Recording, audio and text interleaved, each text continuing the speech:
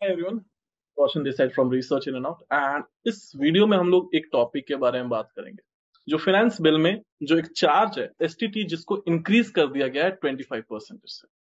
तो एक जो डाउट है सभी लोगों के मन में शायद होगा, तो मैं क्लियर से बता देता हूँ।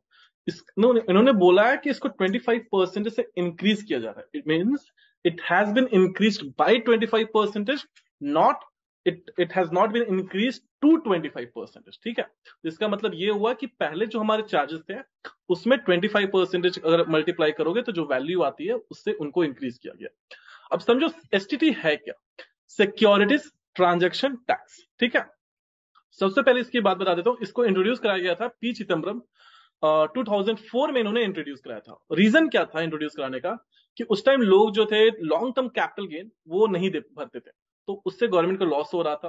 तो उन्होंने बोला कि आप जैसे कोई स्टॉक बाई करोगे मैं आपसे ये टैक्स ले लूंगा। ठीक है, बाद में देखा जाएगा आप टैक्स पे कर रहे हो नहीं कर रहे हो, ठीक है, वो देख लिया जाएगा। उस टाइम की बात है।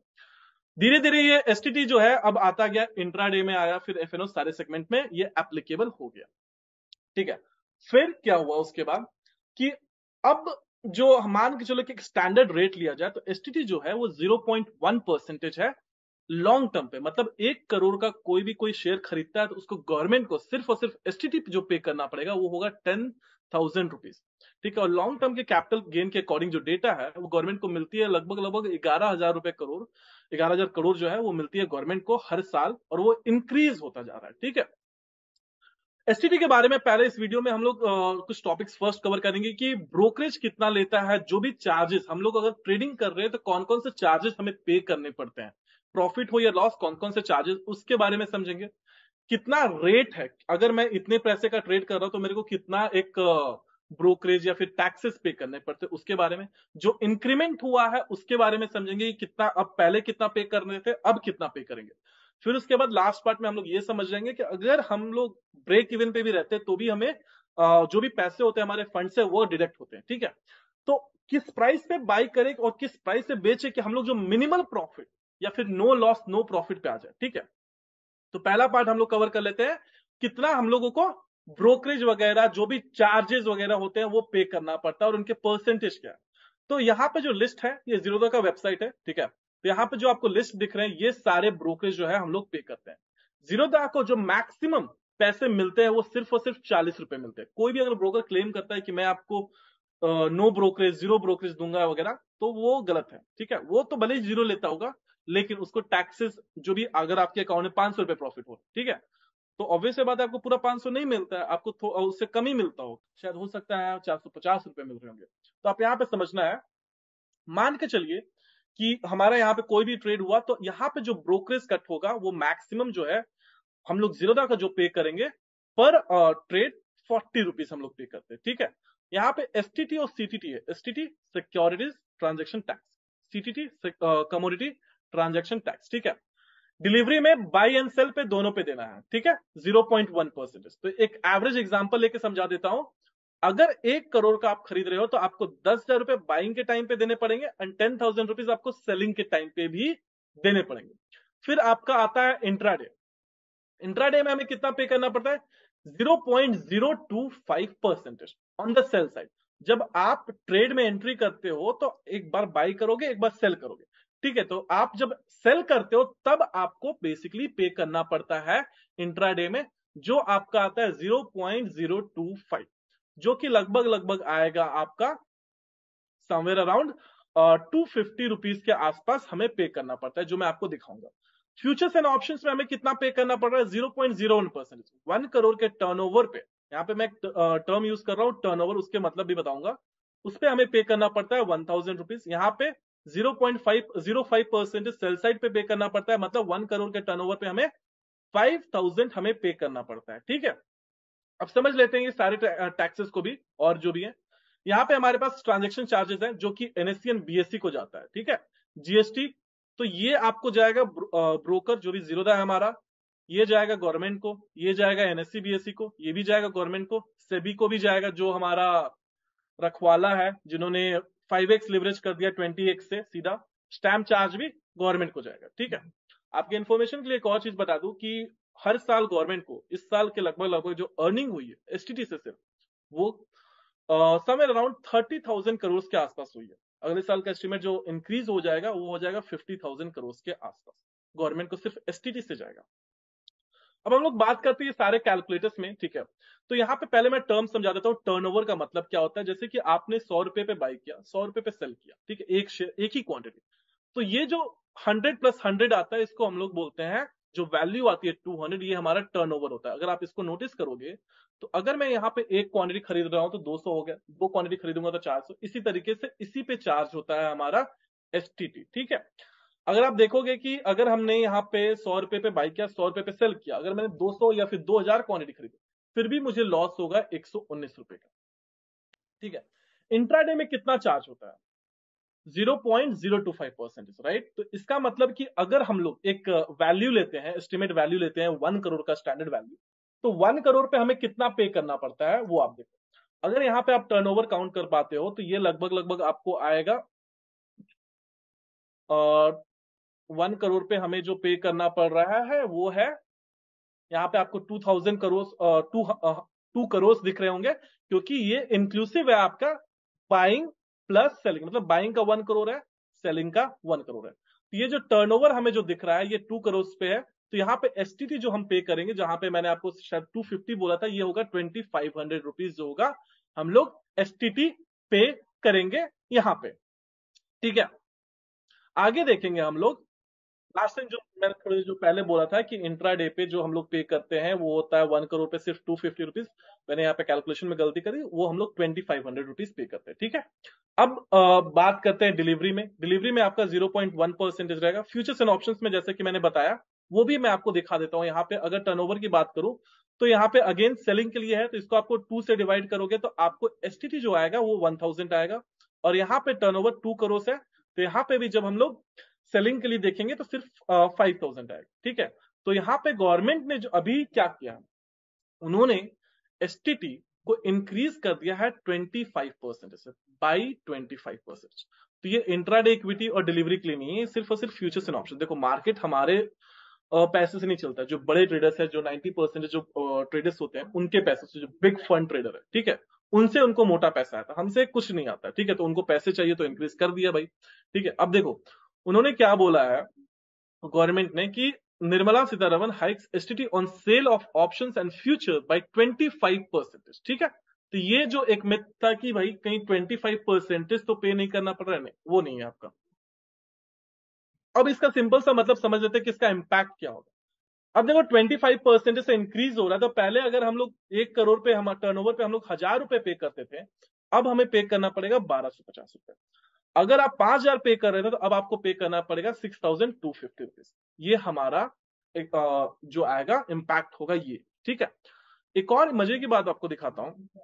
हमने यहाँ पे सब जगह buy and sell same value रखी है। यहाँ पे 1000 क्वांटिटी, फिर भी मुझे लॉस होगा, ठीक है, सब जगह लॉस होगा।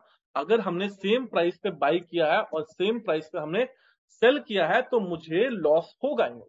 तो जो लास्ट पार्ट मैंने क्या बताया था कि किस प्राइस पे अगर हम बाई करते हैं और सेल करते हैं तो जो मिनिमल जो ब्रोकरेज या फिर टैक्सेस है उसको अवॉइड कर सके। देखो अगर आप एक एवरेज वैल्यू ले लेते हैं, 1000 रुपए पे आप बाई करते हो, ठीक है, तो क्वांटिटी के ऊपर भी डिपेंड करता है। तो एक एवरेज क्वांटिटी मैं ले लेता हूं, वो हो जाएगा 100 इंट्राडे कैश मार्केट की, ठीक है। अगर आप 1000 रुपए में बाई करते हो और 1000 रुपए पे सेल करते हो तो आपको 83 रुपीज के आसपास का लॉस होगा।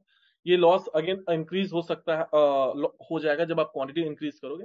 तो लगभग लगभग आप कंसिडर कर लो कि आपको 0.1% स्टॉक प्राइस का बनाना पड़ेगा। मतलब अगर आपने 1000 रुपए पे खरीदा है तो इसका 0.1% हो जाएगा 1 रुपी, ठीक है। तो अगर आप 1000 रुपए पे बाई कर रहे हो 1000 पे, तो आपको जो सेल करना पड़ेगा वो होगा 1001 पे। तो आप एंड करोगे एक मिनिमल प्रॉफिट पे, और ये सारे टैक्सेस के बाद आपको मिनिमल प्रॉफिट मिलेगा।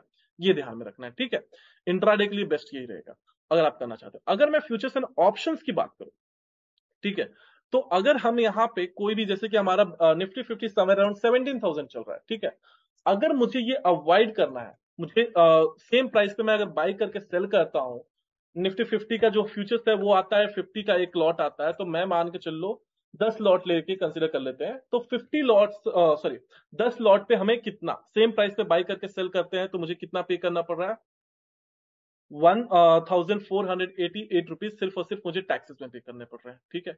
अगर सिर्फ और मैं एसटीटी की बात करूं तो 850 मुझे पे करना पड़ता है। मैक्सिमम जो है आप एसटीटी पे ही जाएंगे। मैं एक बार टैक्सेस के बारे में भी बता देता हूं कि क्या लोचा होता है टैक्सेस में, ठीक है।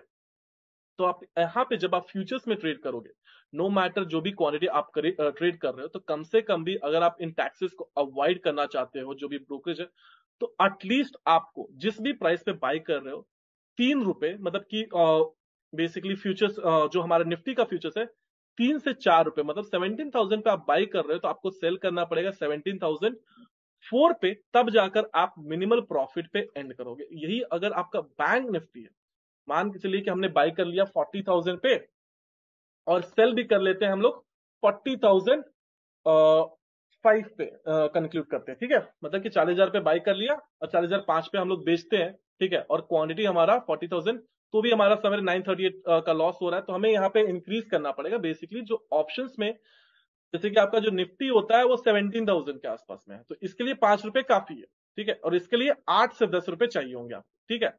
तो यहाँ पे मुझे जो बेचना पड़ेगा वो हो सकता है लेट्स से ₹10। तो आप देखोगे कि 15-16 रुपीज मेरे को प्रॉफिट हो रहा है। अगर यही हमारा निफ्टी 50 है तो चलेगा करके, अगर आप यहाँ पे निफ्टी 50 में आप सिर्फ ₹5 का प्रॉफिट लेके भी एग्जिट करते हो फ्यूचर्स में, तो भी आप प्रॉफिटेबल रहोगे, ठीक है। अगर ये चीज, अगर क्वांटिटी आप इंक्रीज करते हो, मान के चल लो, तो आप ये जो होगा स्टैम्प जो भी हमारा, ये ₹3 भी बेचोगे तो भी आप एट द एंड थोड़े प्रॉफिट में रहोगे। बट हाँ, निफ्टी के लिए जिस भी प्राइस पे आप बाई कर रहे हो, एक लेके चलना कि ₹5 पे आपको निकलोगे तो आपको नो लॉस नो प्रॉफिट में मिलेगा, थोड़ा प्रॉफिट मिलेगा। बैंक निफ्टी के मान के चल लो 8 से 10 रुपए जिस भी प्राइस पे आप बाई कर रहे हो उसके ऊपर आपको बेचना पड़ेगा, ठीक है। ऑप्शंस में जो होगा, अगेन लॉट साइज जो होते हैं 25 एंड 50 का, तो मैं यहाँ पे कंसिडर कर लेता हूँ ₹400 पे मैंने बाई किया और ₹400 पे मैंने बेच दिया। टोटल क्वांटिटी यहाँ पे भी मैं कंसिडर कर लेता हूँ 200, ठीक है। तो मुझे जो लॉस होगा वो 189 क्लोज टू ₹200 के आसपास होगा, ठीक है। तो मतलब ऑप्शन में अगर आप 100 क्वांटिटी से ज्यादा कर रहे हो, मतलब कि लॉट साइज नहीं, 100 क्वांटिटी से, चाहे वो फ्यूचर्स, चाहे वो निफ्टी का हो या फिर बैंक निफ्टी का हो या फिर सीएनएक्स का, अगर आप 100 क्वांटिटी से ज्यादा करते हो तो आपको ₹2, जिस भी प्राइस पे 400 पे आप बाई कर रहे हो, 402 पे बेचोगे तो आप जीरो प्रॉफिट और जीरो लॉस पे, बेसिकली सम प्रॉफिट पे ही रहोगे, ठीक है। क्योंकि अगर आप देखोगे कि 400 पे आपने बाई किया और 25 क्वांटिटी नहीं थी, तो आपको दिखेगा ₹64 का लॉस है। लेकिन यही अगर मैं सिर्फ, अगर आप 64 का लॉस देख, अगर यही मेरा मान के चलो कि 100 क्वांटिटी रहता, ठीक है, तो मुझे सिर्फ और सिर्फ 2 पॉइंट चाहिए, ठीक है। अगर यही मेरा 1,000 क्वांटिटी होता तो मेरे को सिर्फ यहाँ पे एक क्वांटिटी भी काफी होता, ₹1 के प्रॉफिट पे भी मेरे को काफी होता। तो ऑन एन एवरेज में समराइज करके बता देता हूँ, इंट्राडे इक्विटी के लिए आपको 0.1%, मतलब 1,000 का स्टॉक है तो आपको ₹1 ज्यादा पे बेचोगे तो आप मिनिमल प्रॉफिट पे एंड करोगे। डिलीवरी इक्विटी का रहने दो, आपको वो चीज सेम यहाँ पे भी अप्लाई होगी। फ्यूचर्स एंड ऑप्शंस में अगर आप निफ्टी में कर रहे हो तो आप लेके चलो ₹4 से ₹5, जिस भी प्राइस पे आप बाई कर रहे हो, ₹4 से ₹5 ऊपर बेचोगे तो आप प्रॉफिट में रहोगे, ठीक है। और अगर मैं बैंक निफ्टी की बात करूं तो कम से कम 8 से 10 पॉइंट ऊपर बेचोगे, जिस भी प्राइस पे बाई कर रहे हो, तो आप प्रॉफिट में एंड करोगे, ठीक है। फिर ऑप्शंस की बात करें तो अगर एक लॉट से कर रहे हो, मतलब 25 क्वांटिटी से कर रहे हो, तो आपको ₹3 ऊपर बेचने पड़ेंगे प्रॉफिट के लिए। अदरवाइज 100 क्वांटिटी से ज्यादा है तो ₹1 से ₹2 ऊपर, मतलब 400 पे बाई किया आपने, 402 पे बेचोगे तो आप नो बेसिकली छोटे प्रॉफिट पे एंड करोगे, ठीक है। अब यहाँ पे एक इंटरेस्टिंग चीज आपको दिखाता हूँ, ठीक है। यहाँ पे देख लो हमारा सारा चीज, ठीक है। बेचारे ब्रोकर को कितना मिल रहा है? ₹40 मिलता है, ठीक है। उससे ज्यादा तो मिल नहीं रहा, चाहे मैं कितनी क्वांटिटी बढ़ा दूं या कम कर दूं, ठीक है। यहाँ पे मैं 5 ई ले लो फिर भी ₹40 ही मिलेंगे उसको। लेकिन आप एक चीज नोटिस करो कि जो सबसे ज्यादा इंक्रीज होता है वो हमारा क्या इंक्रीज हो रहा है? एसटीटी। तो एसटीटी हम लोग यहाँ पे कितना पे कर रहे हैं? 5,000। चलो एक वैलिड ले लेते हैं हम लोग, फ्यूचर्स में ही ले लेते हैं, ठीक है। सॉरी, ऑप्शंस में ले लेते हैं हम लोग। 400 पे हमने बाई कर लिया और कंसीडर करते हैं 440 पे हमने बेच दिया, ठीक है। हमने 100 क्वांटिटी खरीदा, ठीक है। तो यहाँ पे एसटीटी जो हमें ₹22 पे करना पड़ रहा है। एक्सचेंज ट्रांजेक्शन 44 रुपीज है, ठीक है। जीएसटी ₹15 पड़ रहा है। तो ऑन एन एवरेज हमारा जो प्रॉफिट होना चाहिए तो 4,000 के आसपास होना चाहिए। बट हमें कितना मिल रहा है? ऑलमोस्ट उसमें से अगर डिक्रीमेंट देखें, ये कितना परसेंटेज हमें कम मिल रहा है, वो आता है 5% ऑन एन एवरेज कम आता है। तो आप हमेशा याद रखना कि आपके जो भी प्रॉफिट और लॉस होंगे, कम से कम 5 से 10% आपको गवर्नमेंट को या फिर जो भी ब्रोकरेज वगैरह सबको जाएंगे, ठीक है। पहली चीज। दूसरी चीज, आपके टैक्सेस और बढ़ सकते हैं अगर आपने ज्यादा बार रिपीटेडली आपने बाई एंड सेल किया, बार बार आप बाई एंड सेल करोगे तो आपके टैक्स और ज्यादा बढ़ जाएंगे। तो इस चीज का भी ध्यान रखना। जो स्कैल्पिंग करते 10 पॉइंट लेके निकल जा रहे हैं, 5 पॉइंट लेके निकल जा रहे हैं, तो उनको एट द एंड ज्यादा प्रॉफिट नहीं हो पाता है। ठीक है, यहाँ पे दूसरा एक इंपॉर्टेंट चीज अगर आप देखो, अगर मैं क्वांटिटी इंक्रीज कर रहा हूं तो आप देखो सबसे ज्यादा जो टैक्सेस पे करते हैं एसटीटी एंड एक्सचेंज ट्रांजेक्शन पे। यहाँ पे भी सेम ही दिखेगा आपको। 10,000 क्वांटिटी मान के चलो हमने किया, तो एसटीटी पे हमें पे करना पड़ रहा है 2500 और 690 रुपीज एक्सचेंज को। जो मेजर जो चार्जेस होते हैं वो एसटीटी ले जाता है और एनएससी एंड बीएससी ले जाते हैं। ठीक है, तो ये था आपका एसटीटी और जो भी बाकी चार्जेस हैं उन सबका एक्सप्लेनेशन। अगर इन सबको, तो ऑब्वियसली बात है आप अवॉइड नहीं कर सकते हो, ये किया जा रहा है ताकि वो टैक्सेस उनको मिले, पैसे मिले गवर्नमेंट को, और पैसे तो चाहिए ही भाई उनको। तो वो जब मर्जी करेगा तब वो टैक्स इंक्रीज करेंगे। तो आप जब भी ट्रेड करो इतना याद रखना कि अगर सही ट्रेड है तो अभी जाओ, क्योंकि उनको मतलब नहीं है आप प्रॉफिट कर रहे हो या लॉस कर रहे हो। हम चाहते भले ही कि यार प्रॉफिट पे ले लो टैक्सेस या लॉस पे मत लो, लेकिन वैसा नहीं होने वाला है। वो जो चलता आ रहा है हमेशा से वैसा ही चलता आएगा। तो अगर आपको अच्छे से ट्रेडिंग करनी है तो तभी ट्रेड लेना जब आपको एक मौका मिल रहा है। स्टॉप लॉस लगा के लो। ज्यादा अगर आप के लॉसेस हो रहे हैं तो मेक श्योर करो कि आप एक नोट डाउन करो कि क्यों लॉसेस हो रहे हैं, जर्नल मेंटेन कर लो। नहीं तो इक्विटी में कर लो थोड़े टाइम, 5,000 से कर लो, 2,000 से कर लो, 3,000 से कर लो, क्योंकि तभी आप स्लोली इंक्रीज करोगे। ऐसा नहीं होगा कि आप एक ही साथ फटाफट पैसे बनाने लगोगे। टाइम लगता है, 1 से 1.5 साल, 2 साल भी टाइम लग जाता है अच्छे पैसे। अगर आपका एम है 10,000 रुपीज अ डे प्रॉफिट बनाना, तो आपको उसके लिए 1 साल कम से कम देने पड़ेंगे। ठीक है, तो I hope you understood about all the charges. जितने भी तरीके के चार्जेस थे आपके सारे डाउट्स क्लियर हो गए, कितने पैसे बनाने होंगे। ठीक है, that's all from my end guys, that's all, and I will see you in another video. See you guys.